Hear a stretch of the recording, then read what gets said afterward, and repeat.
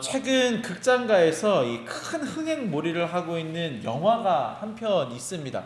혹시 보신 분이 계실지 모르겠습니다. 바로 왕과 사는 남자라고 하는 영화인데, 네, 들어보신 분 계실 거고 보신 분은 이곳에는 안 계신 것 같습니다. 근데 이 영화가요, 무려 2년 만에 이 한국 영화계에서 천만 관객을 넘는 이 기록을 세웠습니다. 제가 오늘까지 확인한 걸로 봤을 때는 약 1100만 명 정도가 이 영화를 봤다라고 이야기를 하더라고요. 안타깝게도 저도 그 1100만 명에 들어가지는 못하는데 굉장히 큰 인기를 끌고 있다고 합니다. 내용은 이 개유정난을 일으킨 이 수양대군이 단종을 이제 폐위를 시키고 그 단종을 이제 귀양을 보내면서 이제 영화가 시작을 됩니다. 근데 이 귀양을 보내는 과정에서 엄흥도라고 하는 이 강원도 영월에 사는 한 촌장이라고 하고요. 역사적 기록에서는 뭐 말단 관리라고도 이야기를 합니다. 근데 어쨌든 그 지역에 살았던 이 엄흥도가 우연찮게 유배지로 우리 마을이 유배지가 되면은 잘 살 수 있다. 이제 이런 소문을 듣고 막 유배지를 만들기 위해서 막 노력을 하는 거죠. 근데 그런 과정에서 처음으로 자기 고향 이 영월로 이 유배가 오게 되는 사람이 하필이면 이 단종이 되는 겁니다. 그래서 특별히 여기 사진을 보시면은 이 단종에게 사람들이 접근하지 못하도록 위리 안치를 시키는데, 원래는 이제 가시 덩굴을 둘러서 사람이 접근을 못하게 하는 게 위리 안치입니다. 근데 이제 거기에 더해서 아예 큰 강을 접경하고 있어서 사람이 접근을 못하도록 이제 하는 거죠. 근데 이 엄흥도라고 하는 인물이 그냥 아무것도 모르고, 아유 저기 있는 저 사람 참 심심하겠다 라는 생각에 저 강을 몰래 넘어와서 이 단종을 계속해서 만나는 겁니다. 만나면서 정을 쌓아가고 이제 그 사람이 왕이라는 것, 그리고 폐위를 당해서 지금 귀양을 와 있다라는 것을 알게 되는 거죠.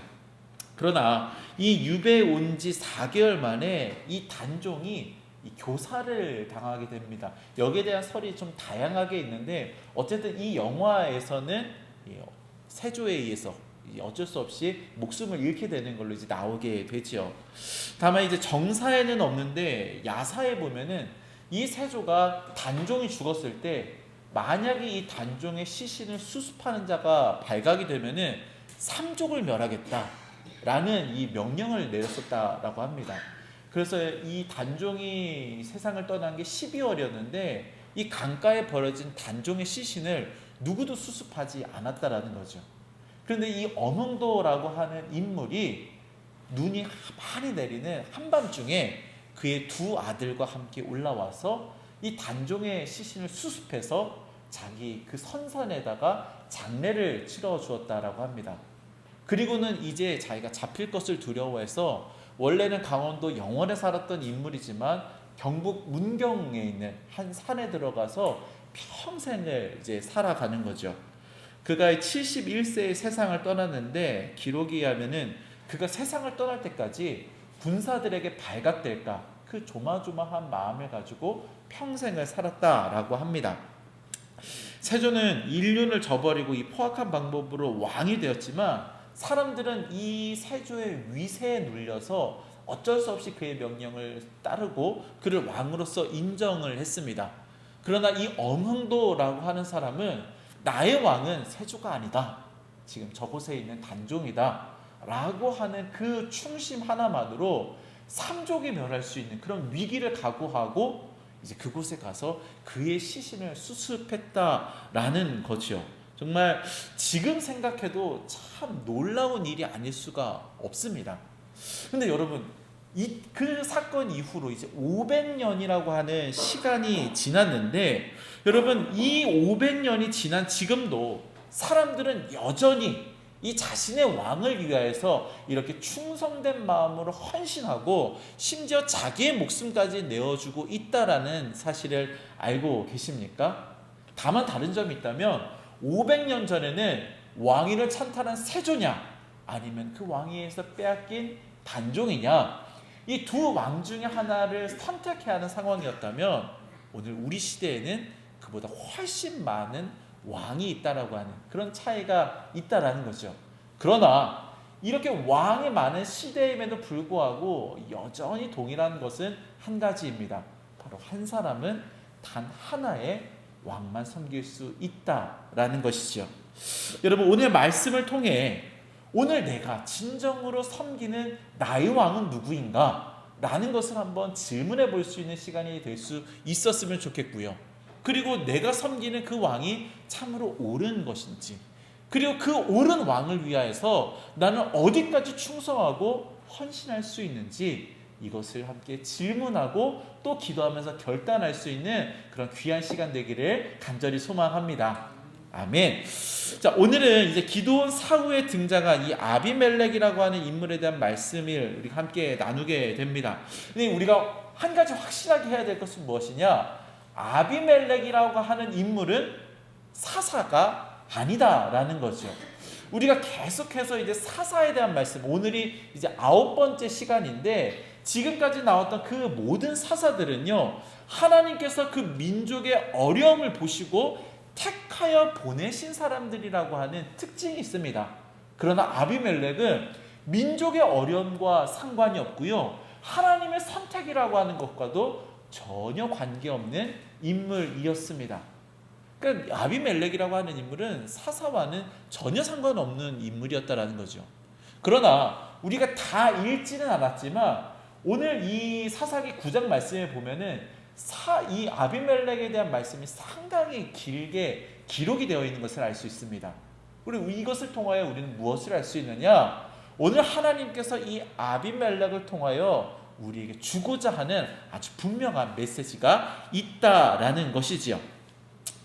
자, 우리가 지난주 이 기드온이 이끄는 300의 군대, 그리고 미디안의 20만이나 되는 어마어마한 대군이 이 정면 충돌하게 되는 그 전쟁에 대한 말씀을 우리가 함께 나누었습니다.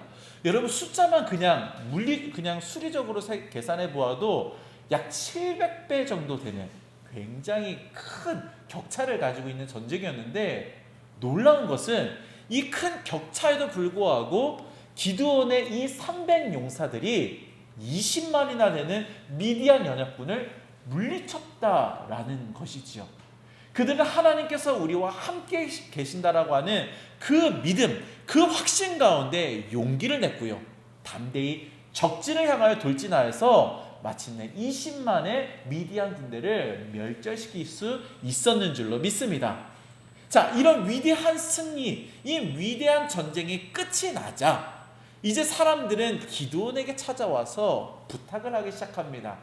기드온, 당신이야말로 우리의 왕이 될 만한 인물이요, 왕이 되어서 우리를 평생 이렇게 승리로 이끌어 주시오 라고 하는 요청을 하게 되죠.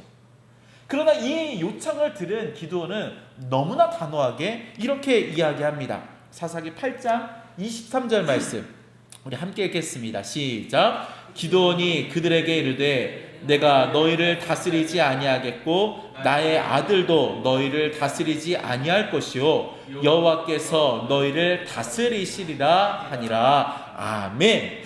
여러분, 하나님께서 사사 제도를 통하여 말씀하시고자 했던 것이 바로 이것이었습니다. 여호와께서 너희의 왕이 되신다.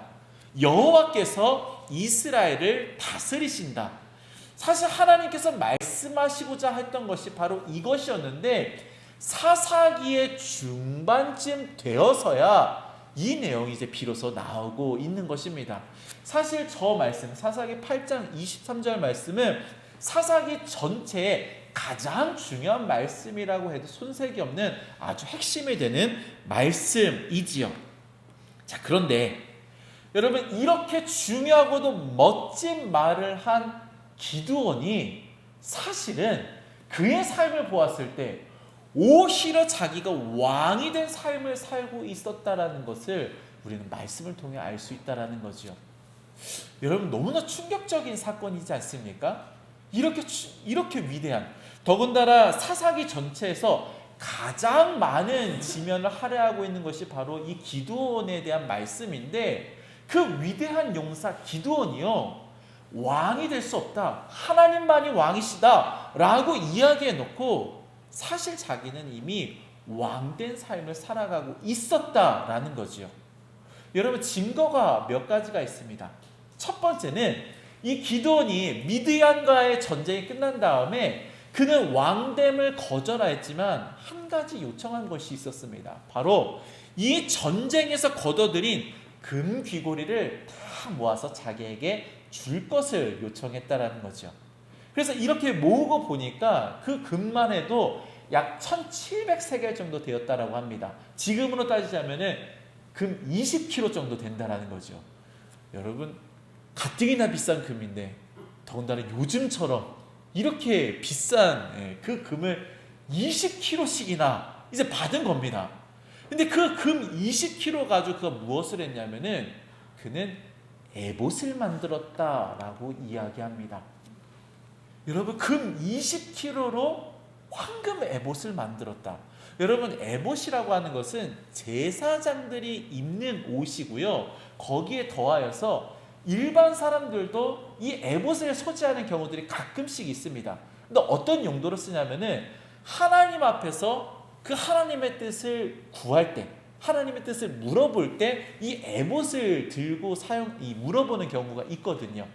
근데 이 기드온이요, 20kg나 되는 금으로 얼마나 화려하게 이 에봇을 만들었던지 그 주변에 있던 사람들이 이 황금 에봇을 음란하게 섬겼다, 즉 우상처럼 섬겼다라는 기록이 있을 정도로 정말 어마어마하게 화려했던 것 같습니다. 여러분, 기드온이요, 금을 요구한 것도 참 의아한 일이지만 그걸로 황금 에봇을 만들었다. 왜 그랬을까요? 학자들은 그가 이 황금 에봇을 만들어서 내가 여전히 하나님의 음성을 직접 듣고 있다, 더 나아가서 제사장들이 해야 할 역할, 하나님의 말씀을 듣고 백성들에게 전하는 그 역할을 내가 계속해서 하고 싶다라는 그 의지를 보여주고 있다라고 이야기합니다. 그러니까 이것을 통하여서 백성들의 환심과 관심을 확 잡아끌고 이 인기를 놓지 않으려고 했다라는 거죠.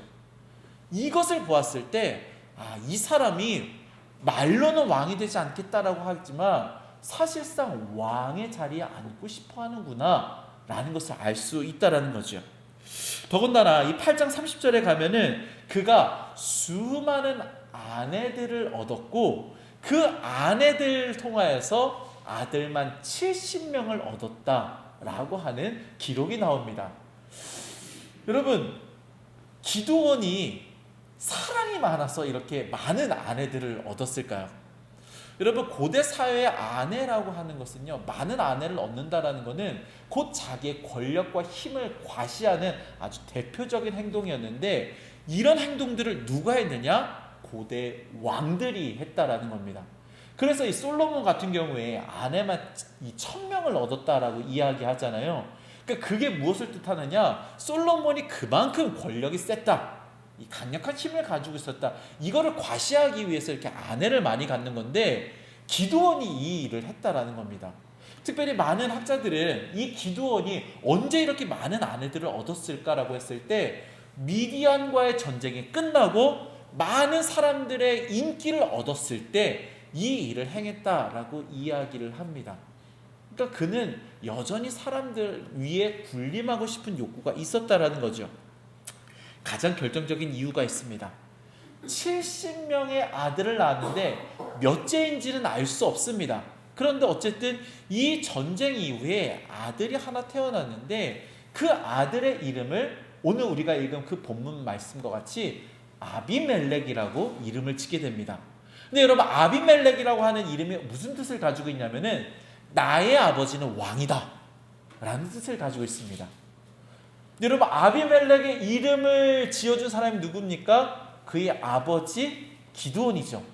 근데 기드온이 아들의 이름을 지어주면서 나의 아버지는 왕이다. 그러니까 이 이름을 통해서 무엇을 말하느냐? 이미 자신이 왕이다라는 것을 아들의 이름을 통하여서 드러내고 있다라는 거죠. 여러분, 그래서 아비멜렉은 그 아버지 기드온의 왕위를 받기 위해서 이 외가인 세겜 사람들의 도움을 받아서 그들의 돈을 가지고 사람들을 사 자기 군대를 만듭니다. 그리고는 곧 왕위에 오르게 되는데, 왕위에 오르자마자 무엇을 하느냐, 자기 외에 배다른 형제 69명의 그 형제들을 다 불러다가 한 번에 다 죽이는 일을 벌이게 되는 거죠. 마치 수양대군이 그 왕위에 오르기 위해서 자기 조카 그 단종을 결국 죽음에 이르게 했던 것처럼 그 다른 형제들을 한 바위, 한날 한시에 모조리 살해하는 일을 저지르게 되는 겁니다. 다행히도 그 69명의 아들 중에 단 한 명 요담만이 목숨을 겨우 얻어서 그곳을 떠났다라고 이야기하지만, 그가 행한 이 일은 정말 비극적인 일이 아닐 수 없다라는 거지요. 그리고 이제 아비멜렉은 그토록 바라던 왕이 되었지만 정작 그를 지지해줬던 세겜 사람들은 그를 배신하게 되었고요. 그 세겜 사람들을 정벌하러 가는 그 길에서 이름 모를 한 여인이 던진 맷돌의 머리를 맞아 자기가 죽게 될 것을 알게 되자 여인의 손에 죽게 됐다라고 하는 오명을 얻기 싫어서 자기 스스로 자결을 하게 되는 이런 비운의 역사를 이루게 됩니다. 자, 그렇다면 여러분, 우리 시대는 어떠할까요? 여러분, 이 시대를 보니까 기드온도 그렇고 그 아들 아비멜렉도 그렇고 왕이 되고자 하는 그런 욕망에 사로잡혀서 이런 어마어마한 일을 벌이고 있습니다. 오늘 우리 시대는 어떻습니까? 여러분, 우리 시대에는 이렇게 왕이 되고자 하는 욕망과 전혀 상관없는 시대일까요? 여러분, 이것에 대해서 우리가 좀 생각해 볼 수 있는 한 가지 이야기가 있습니다. 이 프랑스의 전 대통령이 샤를 드골이라고 하는 사람이 어떤 말을 남겼는데요. 제2차 세계대전의 전쟁 영웅이자 나중에 이 프랑스의 대통령이 된 이 드골이라고 하는 인물이요, 이 대통령 자리에 올라서 어느 날 이런 말을 남겼다라고 합니다. 이 나라는 한 명의 대통령과 5,600만 명의 왕이 사는 나라다. 여러분, 드골이 그 무수한 전쟁터를 누비던 이 전쟁 영웅도 참 이 프랑스 이 5,600만 명의 사람들을 다스리는 것은 참 어려웠던 것 같습니다. 이 드골이요, 이 말을 하고 또 이런 말도 남겼다고 합니다. 치즈 종류만 246가지가 되는 이 나라를 어떻게 다스리겠는가? 참 이 대통령 자리에서 얼마나 그가 힘들었을지 이 말만 봐도 알 수 있겠지요. 여러분, 2000년 전 사도 바울은 이 종말이 가까울수록 나타나는 이 징조가 하나 있다라고 이야기합니다. 그것은 바로 세상이 자기 자신만을 사랑하는 자기의 사랑의 풍조가 만연해지는 것, 이것이 바로 종말의 징조이다라는 것이지요. 여러분, 디모데후서 3장 1절 2절 말씀을 우리 함께 읽겠습니다. 시작. 너는 이것을 알라. 말세에 고통하는 때가 이르러 사람들이 자기를 사랑하며 돈을 사랑하며 자랑하며 교만하며 비방하며 부모를 거역하며 감사하지 아니하며 기뻐하지 거룩하지 아니하며. 아멘. 여러분, 우리는 종말의 때가 이르면은 나타나는 징조들은 이런 것일 것이다 생각을 합니다. 그 극심한 기후 변화라든지 혹은 전쟁, 혹은 그 가운데서 나타나는 어떤 사람들의 현상들, 뭐 이런 것들일 것이다 라고 생각을 합니다. 물론 여러분, 이런 것들도 종말의 징조가 될 수 있지요. 그러나 2000년 전 사도 바울이 말한 종말의 가장 확실한 징조는 무엇이냐? 바로 사람들이 자기만을 사랑하는 자기 사랑의 시대, 이기적인 그런 사랑에 갇혀있는 시대가 도래하면은 이 징조야말로 종말이 이르렀다고 하는 확실한 징표가 될 것이다 라고 이야기를 하는 것이죠. 그리고 이렇게 자기 사랑이 만연한 시대가 되면은 사람들은 이제 돈을 사랑하게 되고요, 자랑하고 교만하고 또 이제 서로 비방하면서 이제는 남을 헐뜯게 되는데, 나중에는 부모에 대해서도 무정한 그런 태도를 보이는 이러한 시대가 될 것이다 라고 이야기를 했다라는 거죠. 그렇다면 여러분, 이런 지독한 자기 사랑의 뿌리는 어디에서 오느냐? 바로 내 인생에 내가 왕이 되고 싶어하는, 그래서 나의 삶을 내가 다스리고 싶어하는 그러한 욕망이 이러한 시대를 만들게 된다라는 것이지요.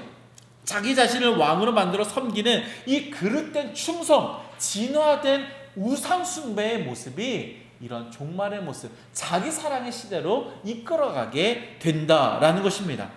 그런데 여러분, 참 감사한 사실은 무엇이냐? 아무리 든든히 세워둔 것도요, 결국 든든히 세워둔 그 왕위도 결국은 다 무너지게 되어 있다라는 것이죠. 여러분, 기드온이 세운 그 왕위는 그 아들들이 하루아침에 몰살당함으로써 그 왕위는 하루아침에 무너지게 되었습니다. 아비멜렉이 그 든든하게 세워놨던 왕이 역시 자기의 지지 세력의 배신, 그리고 그곳으로 갔다가 허무하게 목숨을 잃게 되면서 그 왕위도 무너지게 되지요. 여러분, 오늘 우리가 세울 그 왕위, 그 왕자도 마찬가지입니다. 여러분, 내가 나를 위하여서 내 마음에 세운 왕자이지만 결국은 사람이 세운 왕자이기 때문에 결국 이 왕자는 무너질 수밖에 없다라는 것이지요. 왜냐? 내 안에 그 충족되지 않은 그 욕망, 이 욕망을 채우기 위해서 내가 왕이 되었는데, 결국 내가 가지고 있는 욕망이라는 것은 결국은 채워줄 수 없는, 영원히 채워줄 수 없는 그것을 치달을 수밖에 없기 때문이다라는 것이지요. 그러나 여러분, 기드온의 말처럼 그 하나님을 왕으로 모시고 또 그 하나님의 다스림 가운데 살아가는 사람들은 다른 줄로 믿습니다. 여러분, 우리가 나중에 좀 자세히 나눌 수 있다면 참 좋을 것 같은데, 여러분, 결국 우리가 살아가고 있는 이 시대에 비극을 만들어내는 가장 결정적인 이유는, 또 근본적인 원인은 욕망이라고 할 수 있겠습니다. 욕망. 그 내 안에 바라는 마음, 그런데 그 바라는 마음이 왜곡되어 있고 변형되어 있고 깨어져 있기 때문에 아무리 채우고 아무리 가져도 채워질 수 없는 것이 결국 내 마음에 가지고 있는 욕망이거든요.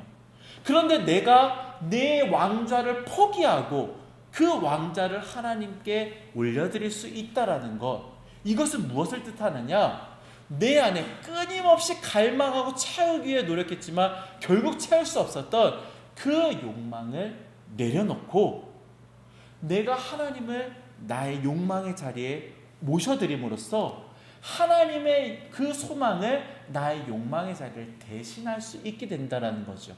내 힘으로 채울 수 없었던, 내 노력으로 채울 수 없었던 그 욕망의 자리를 다 내려놓고 하나님께서 품으신 그 소망을 이 자리에 채우게 되니까 비로소 그 가운데 충만함이라는 것이 생겨지고 완전함이라는 것이 생기게 된다라는 것입니다. 그리고 이렇게 되다 보니까 결국 하나님의 형상대로 지음받은 내가 사실은 정말 바라던 것이 내가 이전에 헛되게 바라했던 그 욕망이 아니라 하나님이 주시는 그 소망이 정말 내가 바라던 것이었다는 것을 깨닫게 된다라는 거죠.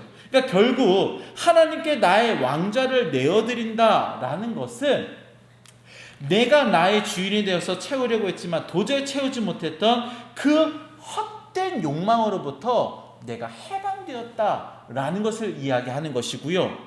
그리고 태초부터 우리 마음에 있었으나 원죄로 인해서 왜곡되었던 혹은 가려졌던 정말 내가 원하던 그 진정한 소망이 회복되었다라는 것, 나의 마음의 왕좌를 하나님께 올려드린다라는 것이 바로 이것을 의미한다라는 것입니다. 여러분, 그러므로 이제 오늘 말씀을 통하여서 우리 삶에 적용해 볼 점을 좀 찾아볼 수 있을 것 같습니다. 두 가지인데요. 우리 스크린을 보고 우리 함께 읽도록 하겠습니다. 시작. 내 마음의 왕좌를 하나님께 올려드리라. 아멘. 두 번째 시작. 왕이신 하나님의 소망을 나의 진정한 소망으로 삼으라. 아멘. 여러분, 우리는 지금 사순절기의 중간을 지나가고 있습니다. 여러분, 사순절 매년 봄이 되면 찾아오지요. 이 사순절을 여러분 우리는 어떻게 설명할 수 있을까요? 제가 신학생 때 저희 은사님은 이 사순절을 대해 설명할 때면은 꼭 이런 설명을 하셨습니다. 사순절은 located, 내가 있어야 했을 그 위치를 깨닫게 되고 이것을 확인하게 되고, dislocated, 내가 있어야 했던 그곳으로부터 내가 얼마나 떨어져 있는지를 깨달으며, relocated, 다시 그곳으로 돌아가는 시간이다 라고 설명을 하십니다. 그러니까 마치 우리가 악기를 연주하기 전에 이 조율을 하잖아요. 근데 오늘 내가 조율을 했다고 다음에 다시 연주를 할 때 그냥 그대로 연주하는 것이 아니라 그때 다시 줄을 조율해야 되는 것처럼 우리의 인생도 마찬가지다라는 거죠. 또 우리가 차 운전을 할 때 정기적으로 검사를 받지 않습니까? 그 이유는 무엇입니까? 내가 그 기간 동안에 차가 이 위치에 있어야 되는데, 각 부품이 이 위치에 있어야 되는데 조금씩 어긋난 자리에 있는, 혹은 잘못 작동하고 있는 그 부품들을 확인하고 다시 그 자리에 갖다 놓는, 이것을 정기적으로 해야 되는 것처럼 우리 인생도 마찬가지라는 거죠. 하나님께서 우리로 하여금 여기 있으라 하신 위치가 있는데, 우리는 우리의 뜻대로 우리의 삶을 살아가다 보면 서서히 그곳으로부터 멀어지게 되어 있다는 말입니다. 그런데 이 사실, 내가 있어야 할 곳이 저긴데 나는 그곳으로부터 이만큼 멀리 떨어져 있구나, 이것을 깨닫고 다시 돌아오는 시간, 나를 조율하는 시간, 나를 자기 점검하는 시간이 바로 사순절기이다라는 것이지요.